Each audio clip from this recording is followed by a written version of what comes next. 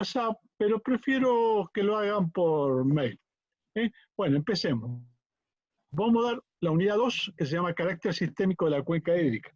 En realidad voy a empezar definiendo qué es lo que es una cuenca, que es el tema central. A partir de que terminemos esta definición vamos a ver una serie de características de lo que es la cuenca y ahí empezamos con el primer práctico. Si las cosas marchan bien, el próximo miércoles probablemente capaz que estemos hablando del práctico. Bueno, empecemos. ¿Sí? No me puede interrumpir, ¿no es cierto, Fede? No. Bueno, sigo. ¿Vos estás grabando? Bien. Voy.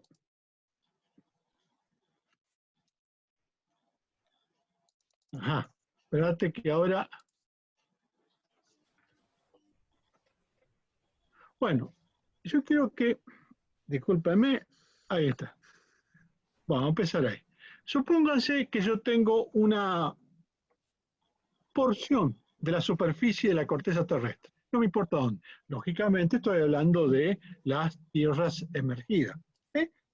Una porción de esas tierras emergidas, una porción cualquiera en el lado que a usted se le ocurre. ¿Qué es lo que ocurre allí? Por primer lugar, ¿no es cierto?, sobre esa porción de la superficie de la corteza, ¿no es cierto?, de una porción de las tierras emergidas, está actuando un modelo climático particular. Ese modelo climático particular se caracteriza por un flujo radiativo, la radiación solar, lo que me da una determinada temperatura, hay un régimen de humedad y lógicamente tengo un régimen de precipitación. Por otra parte, las características de esa porción o esa parte de la Tierra de la energía, ¿qué es lo que tengo? En un determinado relieve, llanura, montaña, colina, lo que usted se use, una cierta composición geológica, ¿cierto? Una determinada geología, lógicamente, si estoy en la parte superior de esa corteza terrestre, voy a tener una cierta característica de suelo que ya más adelante vamos a definir claramente qué es lo que es, y lógicamente hay una cierta cobertura vegetal. Bueno, de la interacción de este modelo climático y las características estas de la superficie que dan lugar. En primer lugar, de la interacción de todas estas variables, lo que tengo como resultado es un conjunto de flujos lineales.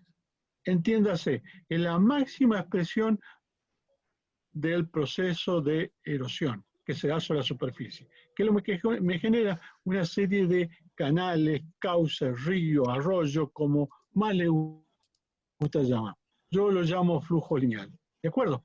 O si usted observa, este flujo lineal tiene una serie de características. Se ve en el diagrama en este esquema, y hay algunos que parecen más importantes que otros. Hay algunos que confluyen hasta formar uno más grande. En fin, hay una serie de características. Este conjunto de flujo lineal, este conjunto de cauces, este conjunto de canales, es lo que se denomina vulgarmente red de drenaje, red de avenamiento, red de canal. ¿Sí?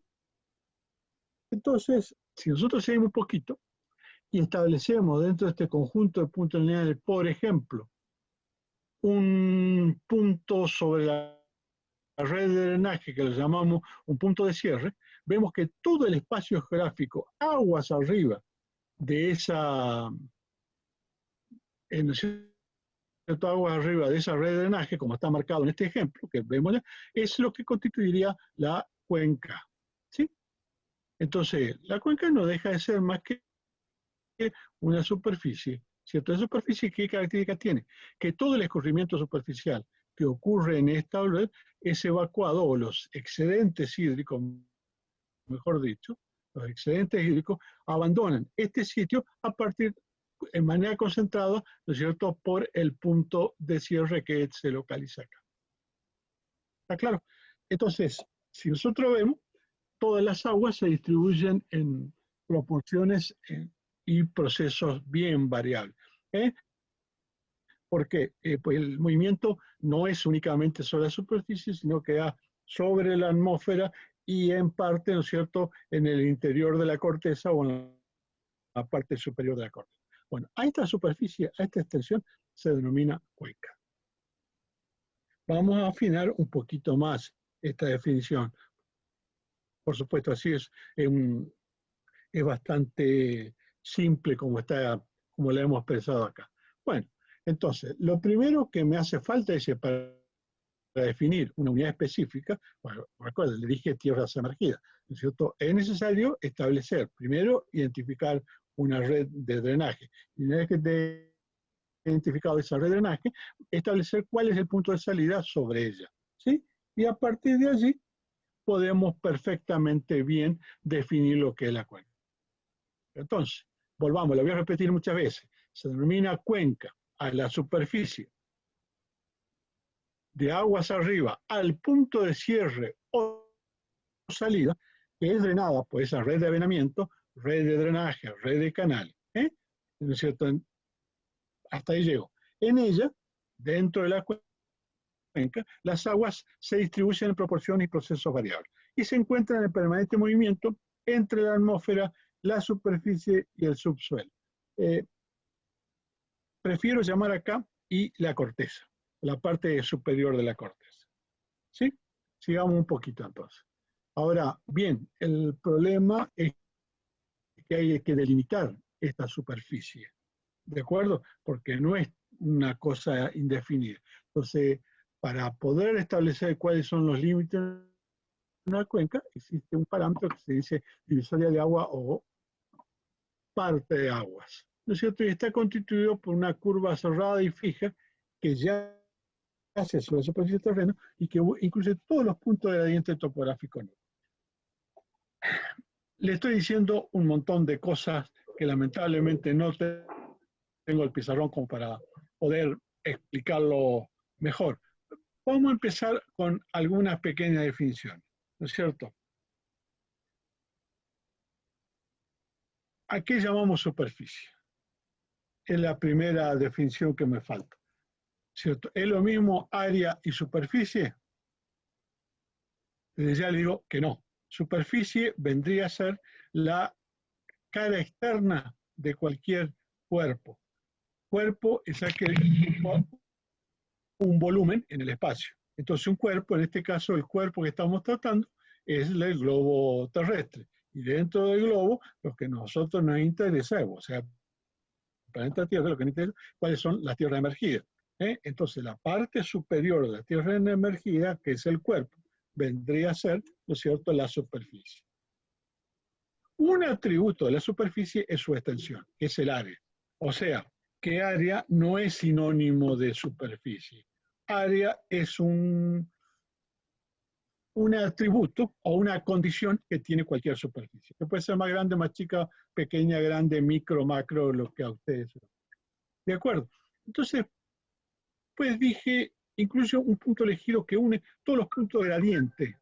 Después decir gradiente topográfico. ¿Qué es gradiente? En la primera pregunta que haría en este caso. Gradiente es la variación de una variable con respecto a otro. Ustedes han dado climatología y conocen un gradiente térmico con la altura. A medida que yo haciendo X cantidad de metros, no recuerdo, pónganle, creo que son entre 150 y 180 metros, hay una disminución de 1 grado en la temperatura. Bueno, ese cociente entre temperatura y altura, o sea, que está expresado en metros, es decir, la temperatura dividido la cantidad de metros, ese valor, es un gradiente térmico. Y si ustedes observan un poquito que acá dice gradiente topográfico, perdón, vuelvo un poquito, gradiente entonces es toda variación de una variable con respecto a otra variable. Imagínense ahora, veamos lo que es gradiente topográfico. Hagan un dibujito en su casa, pongan una línea, sobre esa línea marquen 2 puntos, un punto A y un punto B. ¿De acuerdo? Si ustedes al punto A le dan una determinada cota, es una determinada altura, al punto B le dan otra altura diferente, unan esos 2 puntos, ese punto A y ese punto B, con una recta, y ustedes van a ver que yo puedo ver que se me forma una especie de triángulo, si ustedes quieren llamarlo, ¿no es cierto? Que normalmente se trata de un triángulo rectángulo. Entonces, si ustedes observan, ¿y cuál sería allá que el gradiente topográfico es aquel que me habla de la variación de la cota o de la altura del terreno en relación a la distancia. ¿Cuál sería el numerador? O sea, la cota, la diferencia de cota que hay entre el punto A y el punto B. ¿Y cuál sería el denominador? Que sería la variación de la longitud. Bueno, es la distancia que existe entre el punto A y el punto B, generalmente medido sobre un plano donde son proyectados estos puntos. ¿De acuerdo? Ese se conoce como gradiente topográfico. ¿De acuerdo? Me van siguiendo, ¿no? Entonces, si ustedes observan un poquito más esa figurita que han hecho en el papel, van a ver que tengo un triángulo. Entonces, en ese triángulo yo tengo que el cateto opuesto al ángulo de inclinación de la recta que me une los dos puntos, ¿no es cierto?, vendría a ser la diferencia de altura o de cota que hay entre el punto A y el punto B. Y el cateto adyacente estaría representado por, ¿no es cierto?, la diferencia o la distancia que existe entre el punto A y el punto B. Entonces, la tangente de ese ángulo es cateto opuesto sobre cateto adyacente. Por lo tanto, entonces el gradiente topográfico es equivalente a la tangente del ángulo de inclinación que tiene el terreno. ¿Sí? Este suena algo complicadito, que lo van a ver mejor cuando estemos en clase y le pueda hacer los diagramas que corresponden. Acá dice la definición esta de parte agua que me une los puntos de gradiente topográfico nulo. ¿Qué significa gradiente topográfico nulo? ¿No es cierto? Que es cero, ¿no? Y bueno, entonces, ¿cuándo la tangente es cero? ¿Cuándo la tangente? ¿Cuál sería la recta? ¿Qué inclinación tendría la recta en la cual la tangente es cero? La única inclinación posible, ¿cierto?, sería que esté una recta horizontal. Entonces, esa recta horizontal es la que me está indicando el gradiente topográfico nulo. En las próximas figuras creo que lo podemos visualizar un poquito mejor. Observen, en función de esta definición, yo tengo dos tipos de divisorias. Una divisoria de tipo topográfica, ¿es cierto?, que esa me separa las aguas que llegan al punto de salida de las que pasan a otra cuenca. Y tengo esa se denomina cuenca hidrográfica, que es con la que normalmente nosotros trabajamos, ya que la otra se requiere una serie de complicaciones. Y veamos esta otra.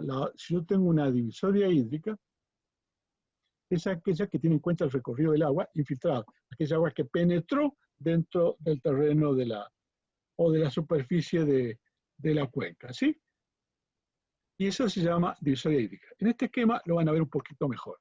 Entonces, va más adelante, pero la cuenca hidrográfica es la superficie cerrada, por la otra forma de definir la cuenca, es la superficie cerrada por la divisoria de agua, de modo que todo el excedente superficial producido por una lluvia que precipite o caiga sobre ella, abandone el área en forma de flujo concentrado por el punto de cierre. No hemos cambiado nada, ¿no? Siempre estamos hablando de los excedentes hídricos, ¿no es cierto?, abandonan esa superficie o ese espacio geográfico que llamamos cuenca en forma concentrada por un determinado punto, un punto que lo elegí de manera arbitraria.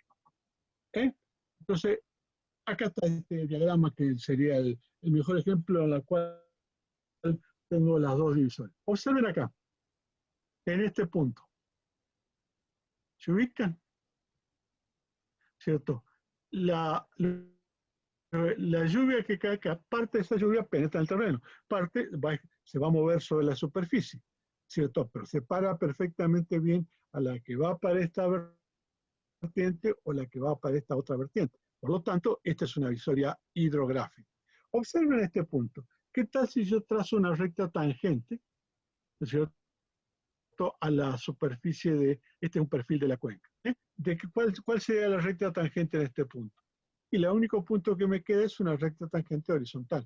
Por lo tanto, y así yo me voy a lo largo de la divisoria, ¿no es cierto?, y voy a encontrar que la pendiente o la tangente, ¿no es cierto?, es una recta horizontal. Pues dije que gradiente topográfico nulo. Veamos ahora cuál es la división hídrica. Supóngase que en el fondo dentro de la corteza existe un manto rocoso que es impermeable. La lluvia que cae en este sector, que se infiltra en el terreno, después va a recorrer parte del terreno, pero no va a aparecer en este lado, sino por el contrario, va a aparecer acá, integrándose a esta escorrentía superficial. Por lo tanto, entonces, esta es una divisoria hidrológica. No solamente toma en cuenta el agua de escurrimiento superficial, sino también toma en cuenta el agua que se infiltró y que después se incorpora a la escurrimiento superficial. ¿Sí? Sigo entonces. Vamos a ver. Miren, acá tenemos una imagen en 3 dimensiones, bien linda. Fíjense, vamos a trazar,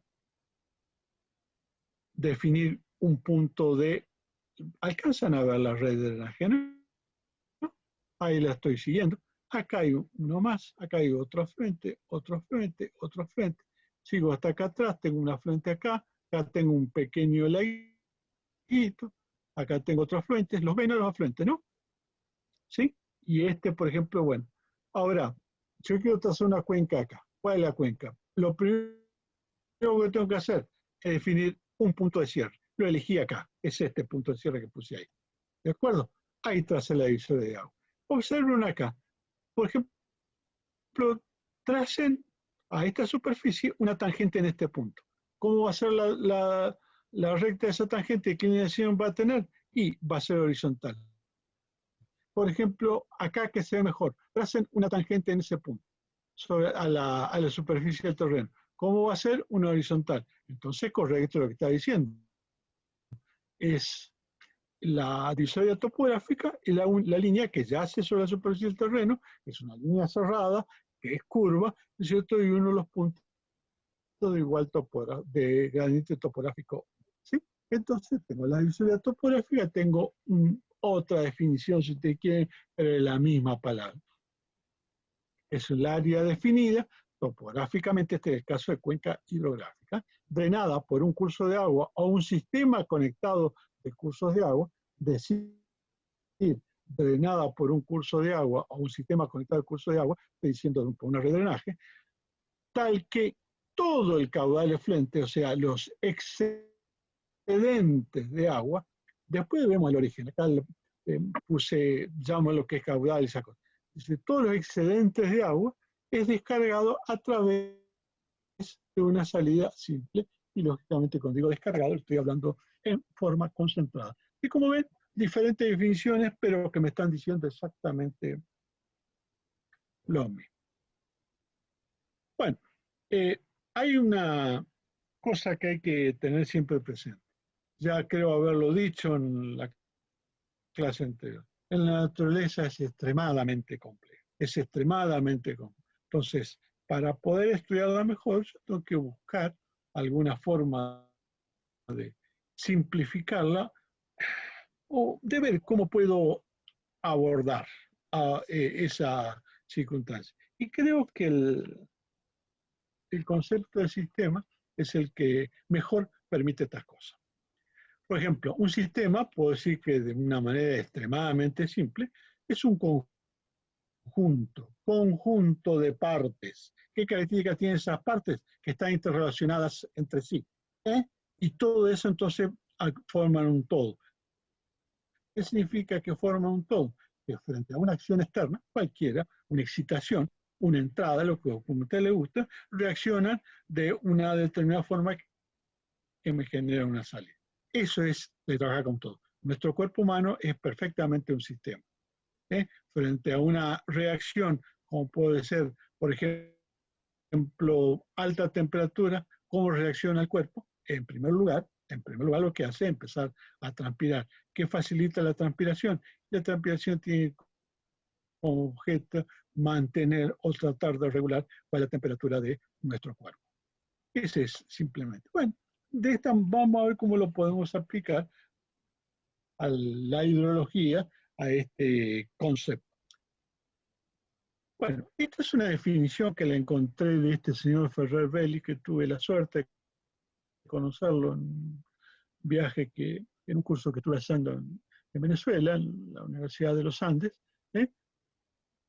que me pareció lo más, repito, Yo en hidrología estoy trabajando a los 20 años y tengo más de 65, así que llevo unos cuantos años trabajando en el tema, ¿no es cierto? Y le aseguro que esta es la definición más precisa que leí en toda mi carrera. Y por eso toda mi carrera estoy diciendo, incluyendo hasta el tiempo presente, ¿no? ¿No es cierto? Lo conocí hace más o menos unos 15, 20 años, ¿no?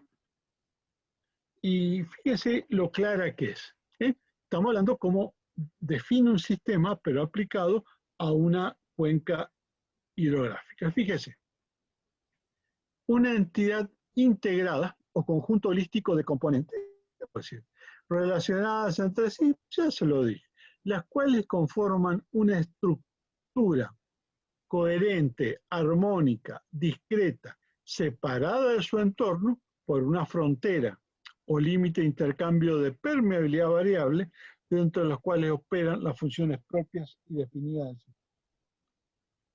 Es el sumo, es la síntesis de lo que sería el concepto de sistema y aplicado a Cuenca es espectacular. En esto tengo que diferenciar una serie de palabras como, por ejemplo, componente, ya lo habíamos dicho, de partes relacionadas entre sí, ¿se acuerdan? Estructura, bueno, sería el espacio físico o no, donde se desarrollan todo un conjunto de acciones.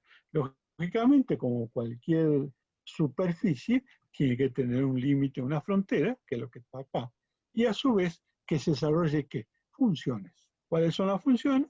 Que la vamos a ver más adelante. Voy a detallar un poquito más esta condición. Fíjense, para su mejor, perdón, a ver si no, pensé, tengo una transparencia. Para trabajarlo mejor al concepto de sistema, podríamos dividirlo en subsistemas. Y los subsistemas que vamos a utilizar sería el medio donde se desarrolla el ciclo que habíamos visto en la clase anterior. Dijimos que había una parte que se desarrolla en la atmósfera, que es la parte del ciclo atmosférico, otra parte se realiza sobre la superficie de la corteza, que es lo que habíamos, es todo lo que es la cuestión de agua superficial, y otra parte se realiza en el interior de la corteza, pero en la parte superior de la corteza, pero en el interior de ella, que es el agua superficial o subterránea. Veamos los procesos que hay. Ya le había dicho una serie de procesos que saben cuáles. Primero, el de precipitación. Segundo, el de intercepción. Y tercero sería el de evaporación. No, sería la evaporación, pero de los almacenamientos que hay en la vegetación por acción de la intersección. Y el otro es la transpiración, que es una cuestión que se juntaría con la evaporación y se llamaría evapotranspiración. Sobre la superficie, ¿qué pasa cuando el agua llega a la superficie? Bueno, dijimos que una parte, ¿no es cierto?, se transforma en flujo superficial. Esta escorrentía superficial, ¿no es cierto?, llega a otro cuerpo de agua, que puede ser otro río o el océano, algunos de los procesos. Parte de esta agua que llegó a la superficie, ¿no es cierto?, parte de ella se infiltra. Y si se infiltra, ¿qué pasa? ¿Se transforma en qué? Y penetra en el interior del suelo, se mueve en el interior del suelo, dando lugar a un proceso que se denomina, le habíamos hablado de drenaje interno, que me genera un nuevo almacenamiento en el interior, perdón, de la corteza, en el interior de la corteza, que se llama humedad. ¿Cierto? Es decir, como la corteza no es algo macizo, sino que es un conjunto de rocas sedimentarias que están finamente divididas, entonces en los poros, en los huecos que quedan, se almacena un poco de agua y esa cantidad de agua que se almacena se denomina humedad, humedad de suelo, para volver. Si la infiltración continúa en profundidad, pasa a recargar, ¿no es cierto?, los almacenamientos de agua subterránea. A su vez, este almacenamiento de agua subterránea, ¿no es cierto?, lógicamente tiene un movimiento, que ¿dónde va a parar? Normalmente va a parar a otro cuerpo de agua, que puede ser el río o el océano. Por otra parte del agua superficial, valga la redundancia, ¿cierto?, del flujo superficial, de la corriente superficial, ¿cierto?, que se desplaza sobre la superficie del terreno, en algún momento puede infiltrarse, pero aflorar, o sea, volver a la superficie en un punto de cota inferior a donde se infiltró. Ese integra nuevamente el escurrimiento superficial. ¿Eh? Por otra parte, a veces eso no ocurre y hay un desplazamiento paralelo a la superficie que también va a otro cuerpo de agua mayor, que sería el destino final, que puede ser otro río, un lago, océano o el mar. Entonces, todos estos son los subprocesos, sí, bien digo, los procesos que se verifican en el fenómeno, en el sistema cuenca. Pero me es más fácil decir cuál es el de agua atmosférica superficial y el subterráneo para poder estudiarlo de manera más sencilla. Que acá, y acá me olvidaba, y la evaporación, no solamente hay evaporación de acá, acá había otro almacenamiento que ya lo había dicho que era el almacenamiento superficial, sino que esto se evapora. Y como ven, esto es un ciclo cerrado, que era la característica esencial. No hay constancia, ¿no es cierto? Pero los procesos se dan, son bien variables en el tiempo y en el espacio. Entonces, empezamos a ver uno de los primeros términos. Todo eso que le nombré anteriormente vendrían a ser las componentes del sistema, el sistema cuenca. La otra definición que me faltaba es definir la estructura. Pero la estructura dijimos que tenía una serie que tiene límites, que tiene una serie de fronteras. Ajá. Me apareció un cartelito, Federico, que dice, bueno, nada, ya desapareció. Entonces, supóngase que yo tengo la superficie de la cuenca esta que está acá, esta es la superficie. Entonces, yo defino como frontera del sistema cuenca, acuérdense que hay 3 subsistemas, ¿no es cierto? En primer lugar, el más fácil de todo, el de la superficie. ¿Cuál es la frontera? La divisoria de agua. Nos queda otra o el parte de agua. ¿Y cuál sería el límite del subsistema atmosférico o del subsistema subterráneo? Bueno, directamente un plano que corta verticalmente a la superficie, ¿cierto? A través de la divisoria de agua, como lo tengo graficado acá. ¿Qué característica tiene? Dijimos una frontera, era, acuérdense, ¿no es cierto?, un límite, pero era un de intercambio de permeabilidad variable. Lógicamente, en esto, ¿qué es lo que tengo? De este lado pueden venir una serie de masas de agua, de aire, ¿no es cierto?, cargadas de humedad, que me pueden generar una precipitación en la cuenca. Por otro lado, acá hay una serie de acuíferos, hay una serie de almacenamiento, pues yo puedo tener una recarga lateral que puede provenir de otro sector. ¿Sí? Y después todo esto se integra a este lugar. Entonces, visto, establecido así cuál es la frontera de la estructura, es más fácil definir cuál sería la estructura, ¿no? Entonces, la estructura se refiere a la totalidad de caminos que recorre el agua desde que ingresa al sistema hasta que lo abandona. Puede ser a una superficie o un volumen. Si se trata de los flujos de agua meteórica, de agua atmosférica, o que esté en la atmósfera, es todo el volumen que está sobre la cuenca, limitado por ese plano vertical que pasa por la divisoria.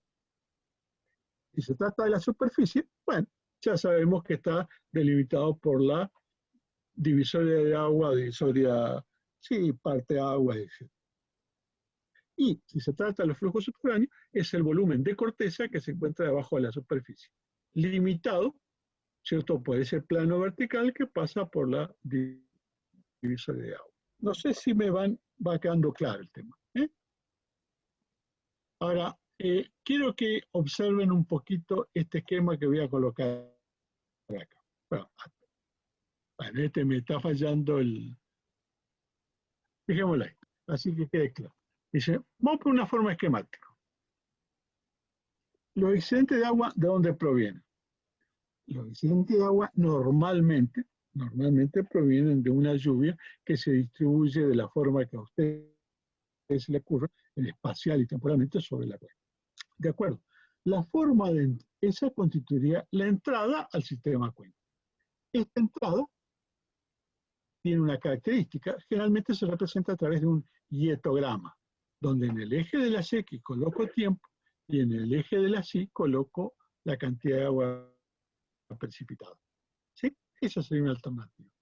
Entonces, esta entrada, excitación, ¿no es cierto?, actúa sobre la cuenca y la cuenca responde con una salida. Y la salida es un hidrograma. Y el hidrograma tiene en el eje de las X, ¿no es cierto?, tiempo, y en el eje de las Y es caudal. Caudal, volumen de escurrimiento, como me le guste. Si ponemos caudal, que sería una forma más conocida, se vincula con la cantidad de agua que circula a través del volumen de agua, sí, volumen de agua, que circula a través de la sección transversal de un cauce, ¿no es cierto?, en la unidad de tiempo. Por eso hablamos de metros cúbicos, volumen sobre segundo, o litros sobre minutos, como vulgarmente se conoce. Entonces, si ustedes observan este diagrama, el dietograma, y lo comparan con el hidrograma, teóricamente deberían ser, son distintos. ¿Por qué son distintos? Ahora, supongamos que la cuenca se trate de una superficie totalmente impermeable. O sea, si no penetra nada de agua, no se pierde nada de agua por infiltración y es totalmente lisita, que no tenga ningún relieve, que no tenga absolutamente nada, ¿qué es lo que pasaría con toda el agua que cae sobre ella? Debería salir. Va a salir un poquito retardada debido a que tiene que recorrer un determinado camino sobre la cuenca. Pero el volumen debajo de este diagrama, el volumen debajo de este gráfico, debería ser exactamente el mismo. Claro, pero no es así. Eso no existe. Eso es una condición, ¿no es cierto?, muy simplificada en realidad. La cuenca tiene un relieve, la cuenca tiene un determinado tipo de suelo, la cuenca tiene un determinado tipo de cobertura, que todos esos interactúan para generar esto, que normalmente no tiene nada que ver con esto. Y siempre es bastante menor que esto en cuanto a volumen. Entonces, esas son las funciones que me determina la cuenca. ¿Cuáles son las funciones de la cuenca? Son estas cuatro: la hidrológica, la ambiental, la ecológica y la socioeconómica. ¿Me van siguiendo hasta ahí? ¿Estamos bien? ¿No estamos cansados? Sigo.